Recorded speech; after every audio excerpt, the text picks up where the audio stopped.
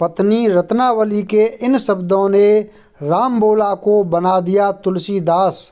तुलसीदास का जन्म राजापुर गांव उत्तर प्रदेश में हुआ था। जन्म लेने के बाद प्राय सभी शिशु रोया ही करते हैं, किंतु इन तुलसीदास ने जो पहला शब्द बोला वह राम था। अतएव उनका घर का नाम ही राम बोला पड़ गया। माँ तो जन्म देने के बाद दूसरे ही दिन चल बसी। बाप ने किसी और अनिष्ट से बचने के लिए बालक को चुनिया नाम की एक दासी को सौंप दिया और स्वयं विरक्त हो गए। जब राम बोला 5.5 वर्ष का हुआ तो चुनिया भी नहीं रही। वह गली गली भटकता हुआ अनाथों की तरह जीवन जीने को विवश हो गया। रामशैल पर रहने वाले नरहरि बाबा ने इस राम बोला के नाम से बहुचर्चित हो चुके इस बालक को ढूंढा और विधिवत उसका नाम तुलसी राम रखा। तदुपरांत वे उन्हें अयोध्या उत्तर प्रदेश ले गए, जहाँ राम मंत्र की दीक्षा दी और अयोध्या में ही रहकर उन्हें विद्या अध्ययन कराया। बालक राम बोला की बुद्धि प्रखर थी। वह एक ही बार में गुरु मुख से जो सुन लेते उन्हें वह कंठस्थ हो जाता।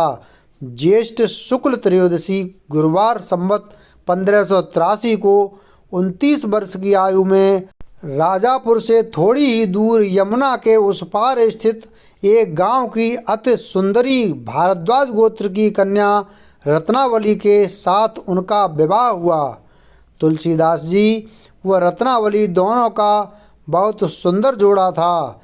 दोनों विद्वान थे, दोनों का सरल जीवन चल रहा था।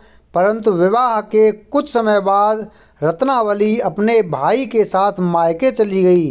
तब उनका वियोग तुलसीदास के लिए असहनीय हो गया था। एक दिन रात को वे अपने को रोक नहीं पाए और अंधेरी रात में वह घनघोर धुआंधार चलती बरसात में ही एक लाश को लकड़ी का लट्ठा समझकर उफनती यमुना नदी तैरकर पार कर गए और रत्नावली के गांव पहुंच गए। वहां रत्नावली के मायके के घर के पास पेड़ पर चढ़ गए और उसके कमरे में पहुंच गए। इस पर रत्नावली ने उन्हें बहुत धिक्कारा और भाव भरे मार्मिक लहजे में स्वरचित दोहा सुनाया। अस्थ चर्ममय देह यह तासों ऐसी प्रीत, नैक जो होती राम से तो काहे भवभीत। अर्थात मेरे इस हाड़ मांस के शरीर के प्रति जितनी तुम्हारी आसक्ति है, उसकी आधी भी अगर प्रभु श्री राम से होती तो तुम्हारा जीवन संवर गया होता। उनके हृदय में यह बात गहरे तक उतर गई और उनके ज्ञान चक्षु खुल गए। उनको अपनी मूर्खता का एहसास हो गया। वे एक क्षण भी रुके बिना वहाँ से चल दिए और उनका हृदय परिवर्तन हो गया। इन्हीं शब्दों की शक्ति ने तुलसी राम को महान गोस्वामी तुलसीदास बना दिया।